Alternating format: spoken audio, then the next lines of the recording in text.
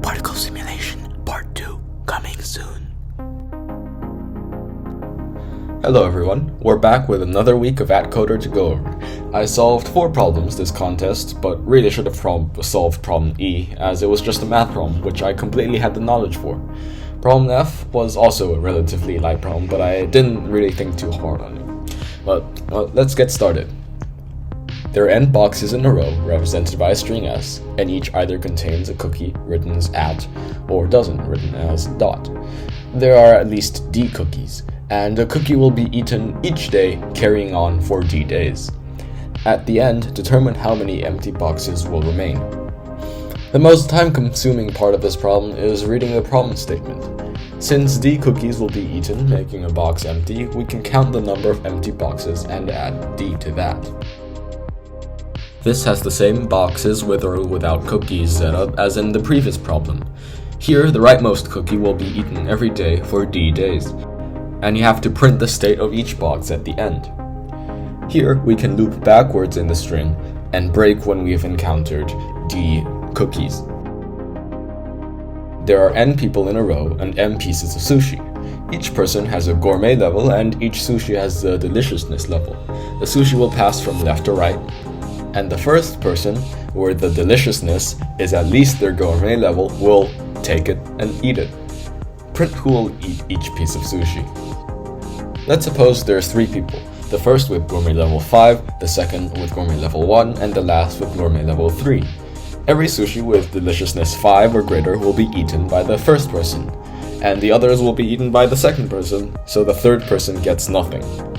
From this, we see that we can keep track of the minimum gourmet value going from left to right, and all sushi with deliciousness between that value and the previous minimum value will be eaten by the person with this minimum value. As the gourmet and deliciousness values are between 1 and 200,000, we can store the answer for each deliciousness value in an array, as shown.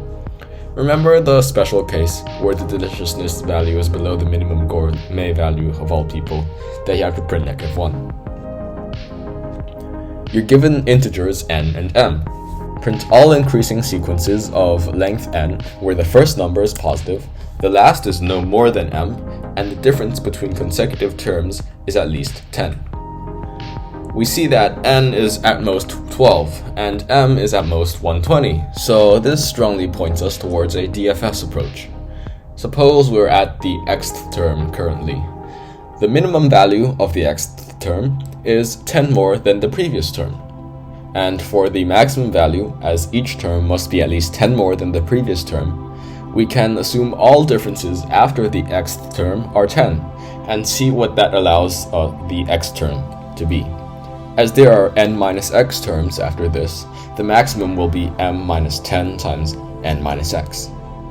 Don't forget to count the number of sequences as well, as we need to print that in our answer before we print the different sequences. In contest, I just fed n equals 12 and m equals 120 to see the maximum possible number of sequences, and that was a little below 300,000, so that's why you see the array size being 300,000. There are an infinite number of card packs, each with n cards. Each card from 1 to n in a pack has a different probability of being rare, given by the array of percentages p. Print the expected number of packs you need to open to get at least x rare cards. Well, it seems natural first to figure out the probability of getting 0, 1, 2, all the way to n cards out of just one given pack. This can be done by an initial dynamic programming, DP. Suppose we've opened the first I-1 cards, and the probabilities of getting every number of cards is represented by the I-1th row in the 2D array DP, which is DP I-1. Now let's look at the probability of having j rare cards after getting the ith card. If the ith card is rare with probability pi, then to have j rare cards, we must have had j-1 rare cards in the first I-1 cards, which is probability dp I-1, j-1. If the ith card isn't rare, then we must have already had j rare cards after getting the first I-1. which is probability dp I minus 1j. So our transition is as follows. Now, this will take O n squared time, and as n is at most 5000, we don't have to optimize. And then our final probabilities will be put into the array val. Now that we have these probabilities for one pack, we can figure out how to work out our answer. Let fi be the expected number of packs needed to get at least I cards, and we start with f0 equals 0. Then, suppose we get one card out of a pack, which happens with probability val 1. The expected value of fi in this case will be 1 plus fi minus 1.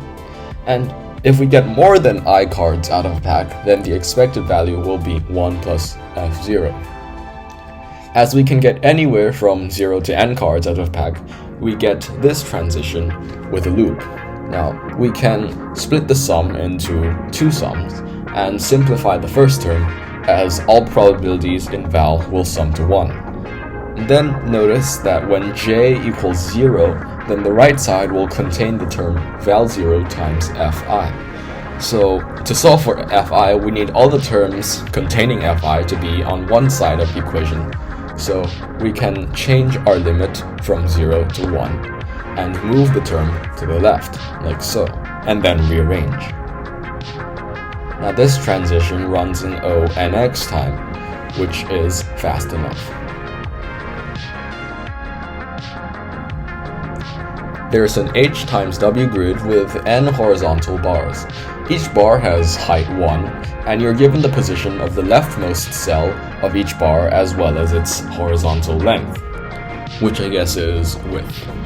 Now, all cells are going to start falling down on the grid unless there are occupied cells below it or it's reached the bottom, kind of like Tetris. Now, at the end, after all bars stop falling, print the height of each bar. We see that we can process the bars from the bottom up. After the bar at the very bottom has fallen, it forms a kind of ridge on the ground of height 1. Then, if another bar falls, its height will be the maximum height of all the ground's coordinates below it, plus 1. So let's first sort the bars from lowest to highest, and then we see that our problem becomes one of applying range set operations and range maximum queries on an array of heights. Because, well, when a bar falls, we can first find the maximum height under the interval which it covers, add 1 to it, and then set the entire interval where it covers to its new height. This can be done using the lazy segment tree. I am not really familiar with the AtCoder library, so let's try it all out ourselves. In each segment, we need to store the left and right endpoint, the maximum value, and a lazy tag. Now, if you don't know what a segment tree is, all of this will be kind of incomprehensible. But once you've read up on it, these are just really basic standard functions. First, we have our build function to set up the segment tree. Next, it's our pushdown function, which propagates our lazy updates.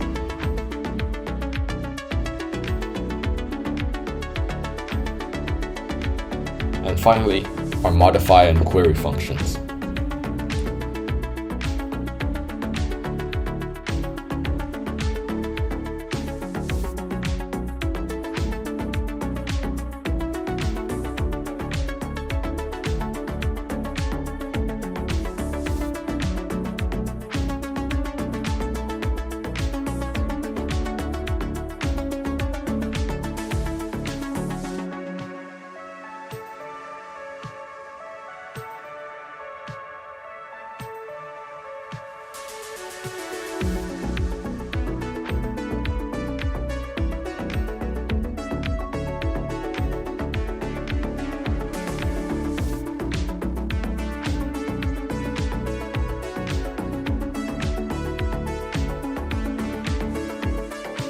With all of these, the code inside our main function is quite simple.